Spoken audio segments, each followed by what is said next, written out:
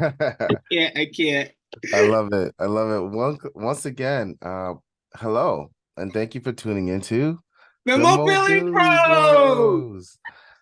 I'm your host, Coach Cliff. I'm here with my brother and co-host of the most, Ron Hylton. We talk about all sorts of things. We've had some amazing guests on our show. But before we get into that, I want to thank our sponsors who's been there for us all year. Be Legendary Apparel, Be Legendary Athletic Apparel. Do you guys have any Christmas seasons? I know you did Halloween Yeah, so and we dropped three shirts. We dropped if sweat happens, if when sweat happens, muscles cry. And then we did two seasonal hoodies. A Merry Fitness hoodie with Santa Claus holding a bag. And then we did a swing your bell. So it's kind of cool. I got the hoodies coming in, whereas they look like Christmas ornaments, but they're in like kettlebells, and it's a swing your bell. So that's more seasonal what I have, and I do have some upcoming stuff coming for the new year as well. man, can you believe that we're at the end of the year already? 2024. I know. I did one of my motivational videos yesterday, and I was just like, we're gonna go 2024. It's insane, like we're not that far from 2030, bro. We're gonna be like, No, it's gonna be 2030. it's insane. It really is. I was looking back at some of our content and a video we shot 10 months ago, probably 11 months ago now. You were talking about doing something really special. Now, guys, if you don't know, first we want to thank you for watching. Yes, you, the person right there that is tuned in, that hit that like and subscribe button, and who rang that notification bell so you don't miss our shows every Monday. Thank you so much for being there. Thank you for supporting us. I want to give a big shout out to Fitness Essentials, New Jersey. I am so honored to be the CEO of that company, and we're continuing to grow. And now we connected with SoarFit. SoarFit is an organization that helps kids and adults who are suffering from drug and alcohol addiction through functional integrative therapy. And I am one of their SoarFit coaches. Fitness Essentials has been plugged in to help with curriculum, to help with helping people move better, personal training techniques, functional therapy. It's been an amazing experience. But on that note, we talk about the human body, athletic mindset, pain reduction, pain management, the thoughts and processes of us, the practitioners, and of you guys, the members.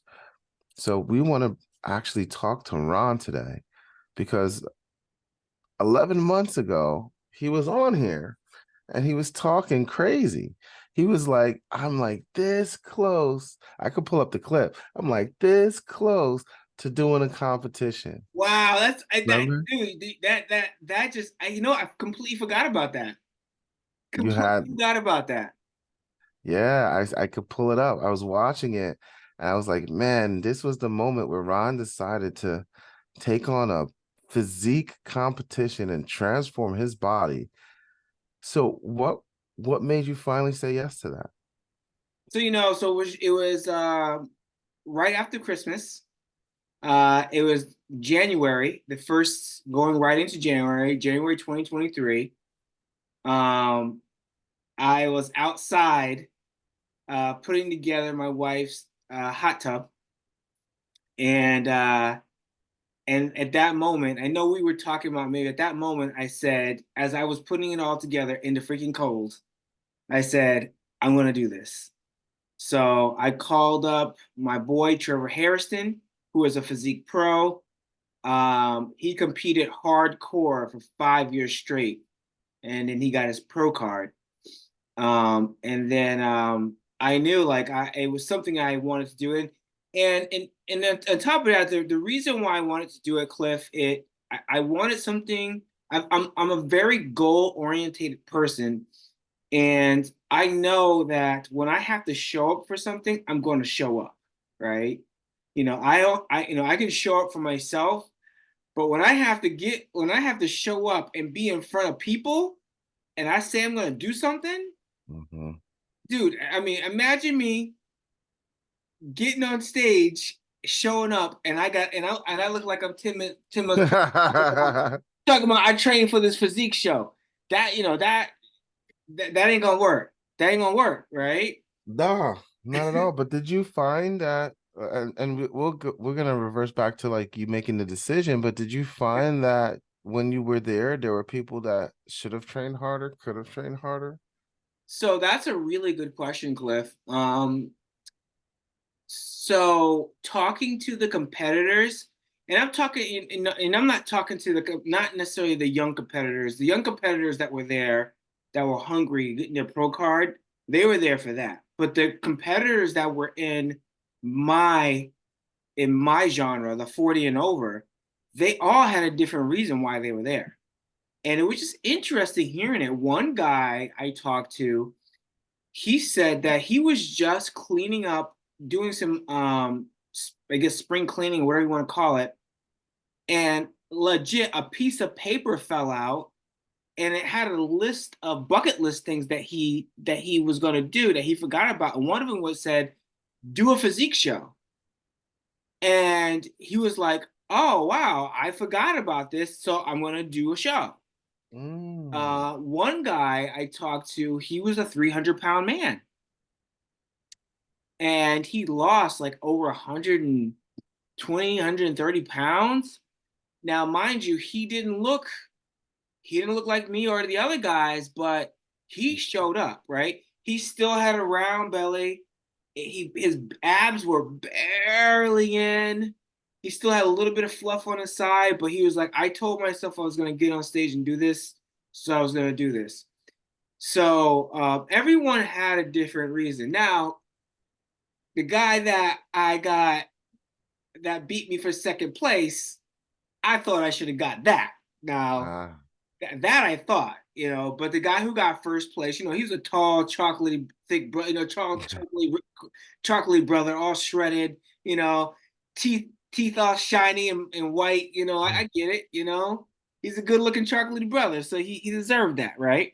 Yeah. But when looking back, I mean, at the time when I was on stage competing, I didn't really look at like, oh wow, I should have got second place or anything like that. And I'm not that kind of person. But when you start looking and thinking back, and you start looking, you kind of compare and contrast. Like, yeah, my back was bigger, chest was bigger, so it could have been a bunch of different things. But yeah, but everyone was there for a different reason. That's amazing. Your reasoning being there as you're cleaning this hot tub and you're making this decision. How was the journey? How long did the journey take for you? What was the biggest obstacle to overcome on this journey? Oh man, man.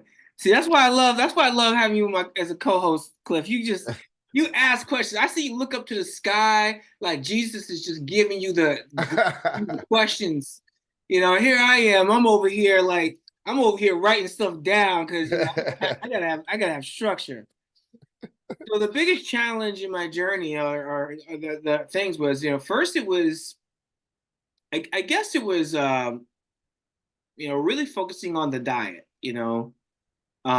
Initially, when my initial diet plan was, he set it at 2,700 calories, and he basically said, just make sure you can pretty much kind of eat what you want. Just make sure it stays in with the calories and the macros, and that was cool, right? So I kind of going along that journey and doing that. That was cool, but as we start winding, some of the hiccups that went along was I went on vacation to I went to Mexico, right?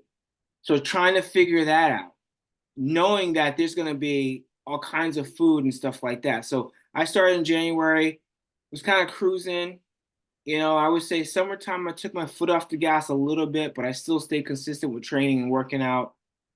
Starting the beginning of September, got back up with my coach, um, and because the show was going to be in like the second or third week of October, and then but going into October, had my New Mexico, but it all worked out, right? I still met with my coach, video chatted with my coach when I was in Mexico. There were two nights in Mexico where I honestly didn't have any. I'll be honest, we really didn't have any control over the meals. They were pre, no, they were pre-ordered, pre-made, whatever you want to call it.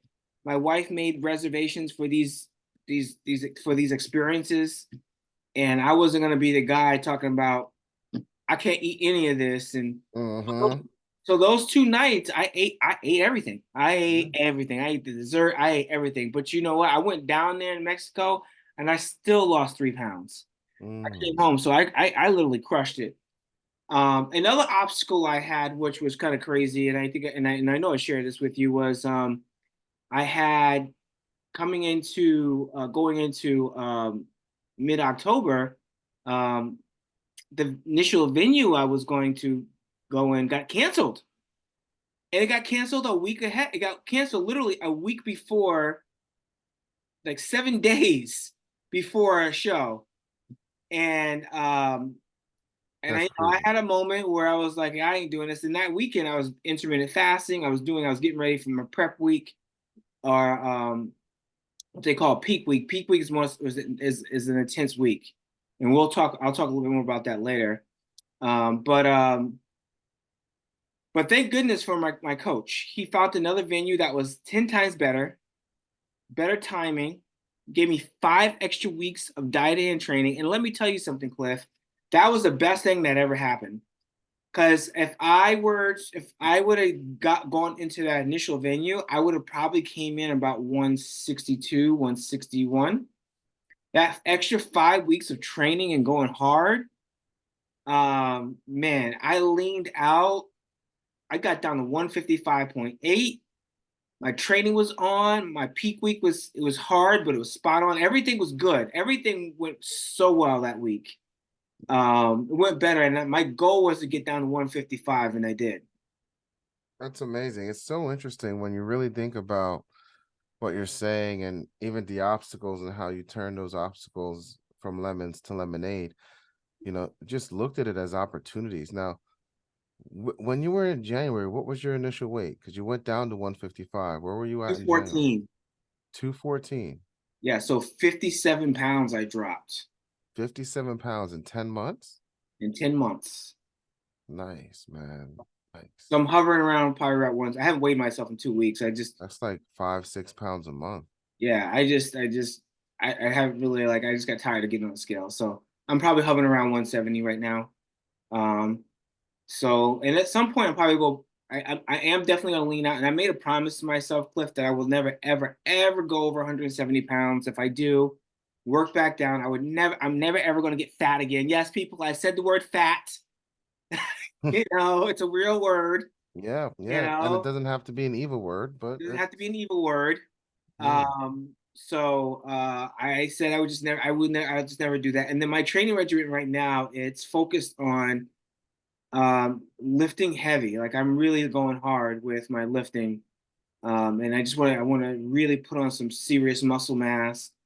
And then for the summer, I'll probably really focus on like really leaning out just to see how all that looks once I start Mm. popping. So So we're in like hypertrophy stage, and you're gonna go from hypertrophy to the more of like a lean, yeah, cut, fat yeah. shrinking stage. That sounds like a great idea. You talk about having a coach a lot, and where do you work out?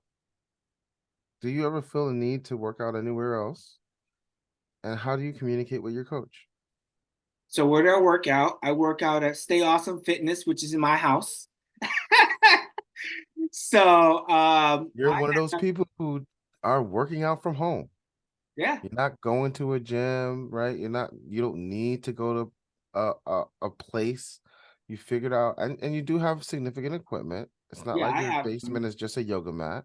yeah, I have thousands of dollars worth of equipment in my basement. And I'm not trying to brag about that, but it really helps.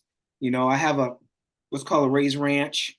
And some of you may not familiar what a raised ranch is, but a raised ranch is where the basement is actually above ground, Mm, right? And it has normal size windows. And most people that have a raised ranch, they usually turn that into some type of other type of housing or room. I turned mine into a world class facility. Wall to wall rubber flooring, squat rack, kettlebells, everything you can possibly think of in a functional facility, a functional gym, I have.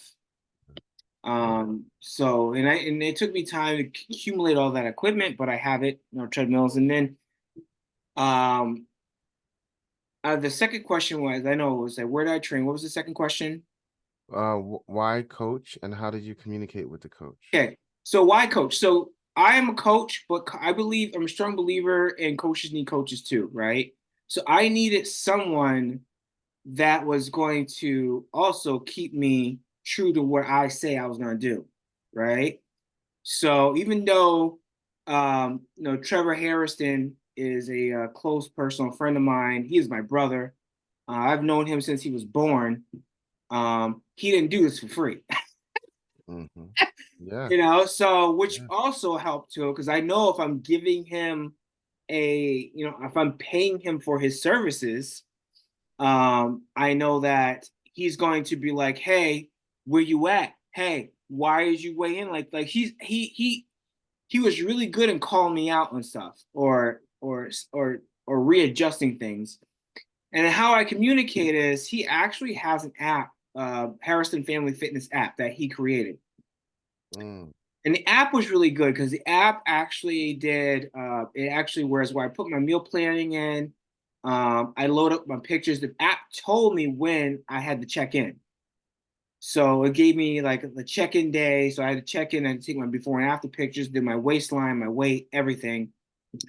The app also we also communicated through the app virtually once a week. We was able to voice text. So there was something I didn't really feel like doing a whole lot of texting through. I'll just drop a voice text. And he was very responsive. So we communicated a lot through his app, which was really helpful. And then Wow. if he was really questioning me on something, he would like legit actually call me. Mm. Mm. So did you feel like you had like a 24-hour, 365 access kind of thing versus some people who feel like they just see a coach 1 hour and then not again until the following week or the next payment or the next session? Yeah, it was like that, because I mean, and there were times and I was true, right? Like, so if I ate something I shouldn't eat, I did put it in, and when I put it in, I was like sweating because I was like, all right, I know he looked. I know for a fact he looked at it every morning when he got up. I know he did, right? Because if he saw something on there that wasn't supposed to be in there, he would send me a message through the app. What's up with this? What's going on? Like, or I'll be like, hey, can I eat this? He'd be like, no. He'd say no. I'm like, all right. Well, I feel like I'm 10 again. He telling me no, I can't have nothing. But it was a great experience, like working with him, or love him as a brother, he's and he knows what he was doing, Mm. and I love the way he incorporated our nutrition into in with actual like fork and knife meals. Like he incorporated isogenics with the fork and knife meals. Um, I learned how like there's a lot of supplements I would have never actually mixed or put together. But because for time saving, uh, he told me like mix certain things together and stuff like that, which I'm still doing to this day. So, Mm. and another thing I never did was I he actually did like a pre-workout meal. I would always just work out, fasting workout, but I would do like do some greens, a little bit of protein, a little bit of ionic, which is a stress reliever, and then I'd do half or a full bar. And that helps. That really does help. That like I feel like I got more energy, and then I would do a pre-workout, and then during workout, and then a post-workout drink. Interesting. So a lot of people praise like intermittent fasting or fasting days or workout and fasting. And you mentioned having a pre-workout meal. Did you also get into fasting? Because I know with Isogenics' nutrition program, there are fasting days and fasting weeks, intermittent fasting things that you can incorporate into that program, right? Yeah, so I did. I was fasting once a week. So I picked Sunday was my day. So I would no a Sunday. Yeah, Sunday was my day. So I would fast a day, and then I would do a back-to-back fast if he told me. And there were some weeks he was like, I don't want you fasting this week. I just want to see what you're at, where your baseline's at as far as like weight and everything. So there were weeks that he would like, I don't want you fasting. So I would go like 2, 3 weeks without fasting. And then if I hit a wall where the weight wasn't moving, um, he was like, all right, I want you to do a fast.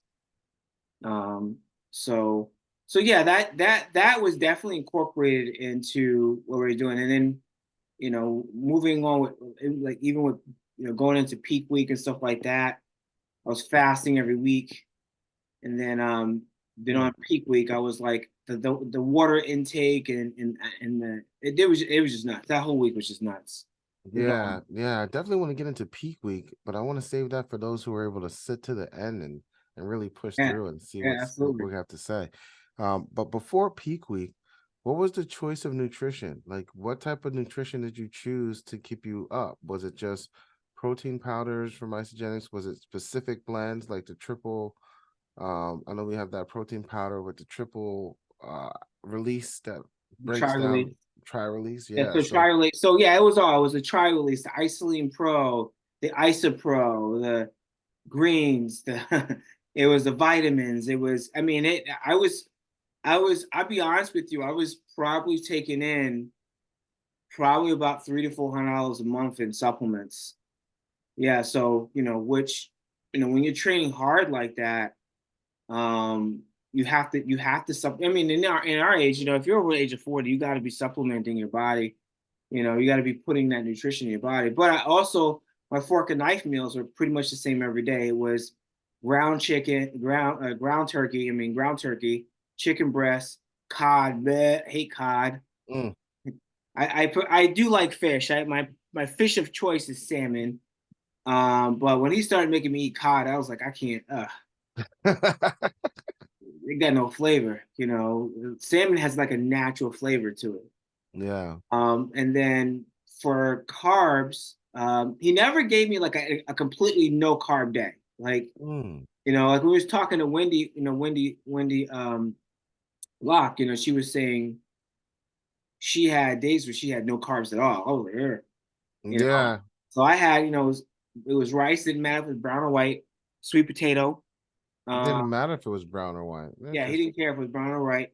Um, Sweet potato.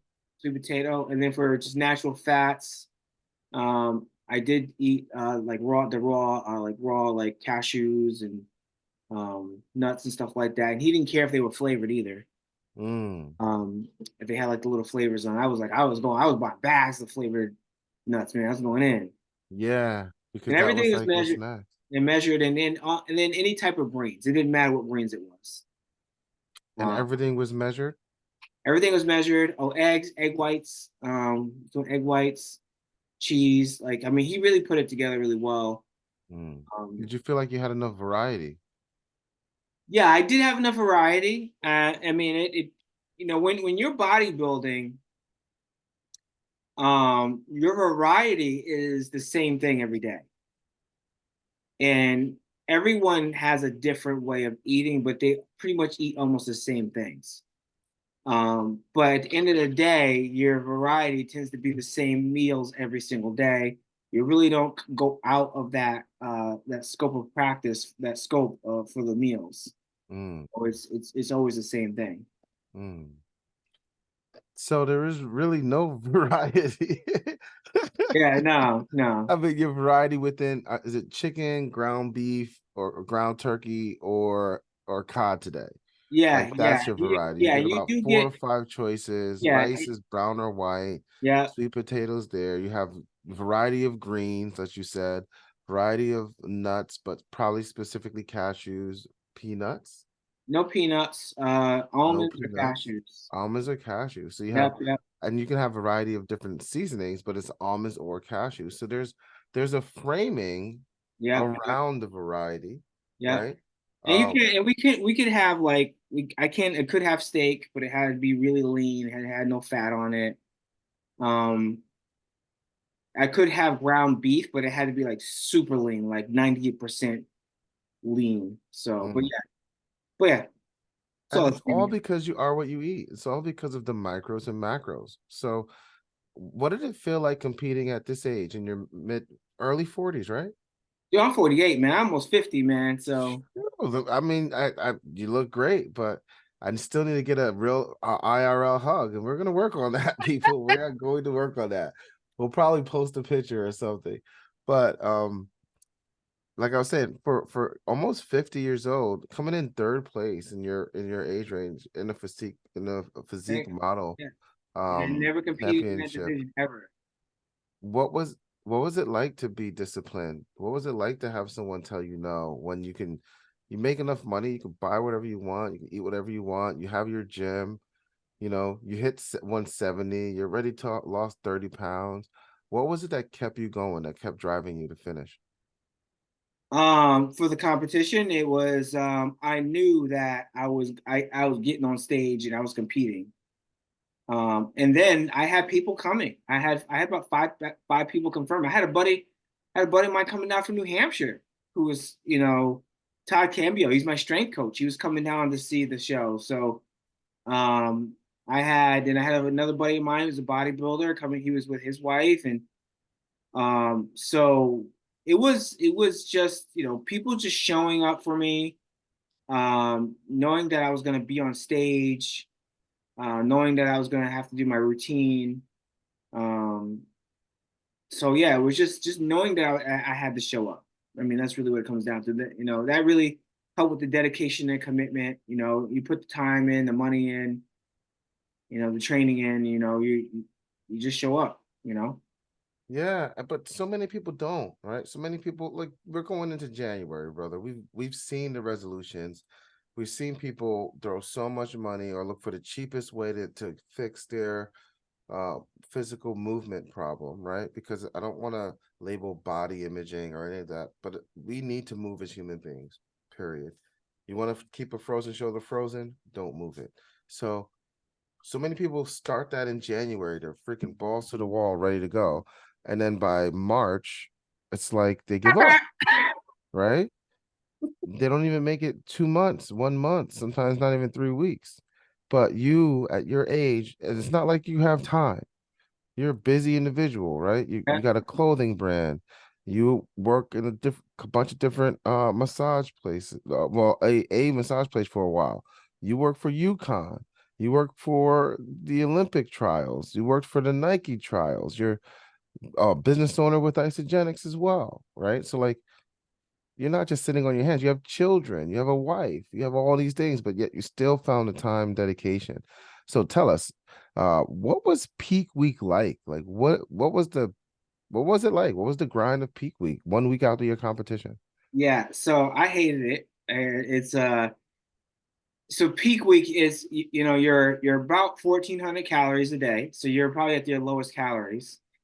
You have to drink unbelievable amounts of water. I think by Thursday I was up to almost 3 gallons of water. Um, and um, and the concept of that is that you basically want to be able you want to drop a ton of water weight, right? So you're flooding your body with water so you can actually just pee it all out, right? So and then by Friday, and mind you, I'm training like a madman, right? I'm getting up, I'm doing almost an hour cardio a day on top of training. Like it's intense, right? And then Friday was probably, I did cardio trains, but the water was like it was actually like a breath of fresh air because I only had to take in like maybe like 32 ounces of water throughout the whole day. And then Saturday and Sunday, you drink no water at all, but you're peeing out all that, all that water. And I can tell you this, it works. I mean, I wouldn't recommend you drinking all that much water. I don't consider it to be the healthiest thing, but it's one of those things that people do for competition. But um, that Wednesday, I was 163. When I woke up Sunday morning, comp day, I was 155.8. Wow, that's insane. Yeah. And the workouts are 2, 3 hours long. Uh, no more than 2 hour and a half to 2 hours long. And I try my best to get up as early as possible, but early for me is like 7:30, and just try to get it out of the way. you know, Yeah. and one of the best advantages of having a gym in the house is that um, I just walk right into my gym.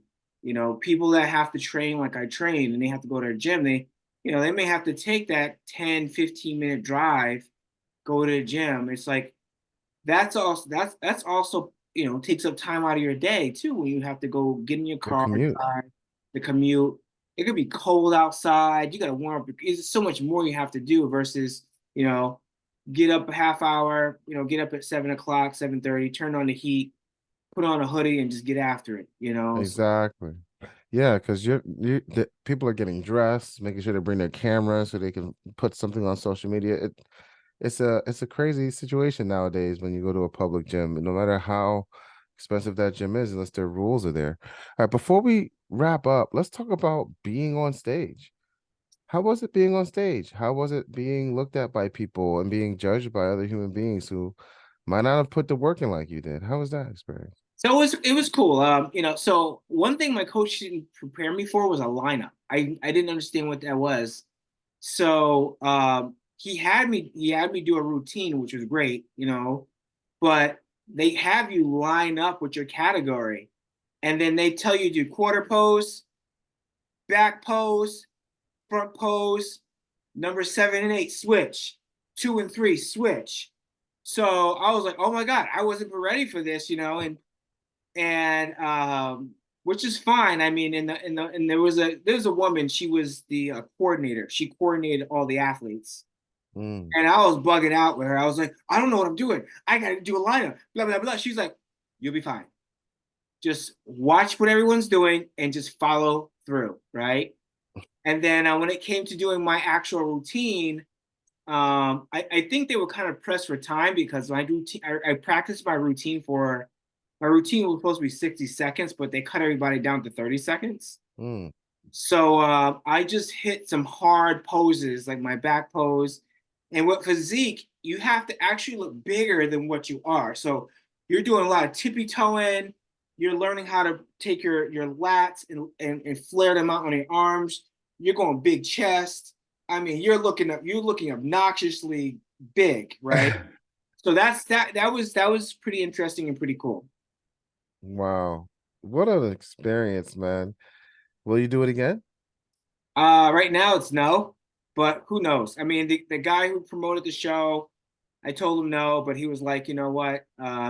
Would you be open to maybe like helping out the shows and this and that, and then I'll pay you for that time. I said I'll do that. But who knows? Maybe I might get into judging and stuff like that, and look back and say, hey, I might do it again. Anything you want to leave for our guests, our audience, our mobility bros and our mobility sisters out there?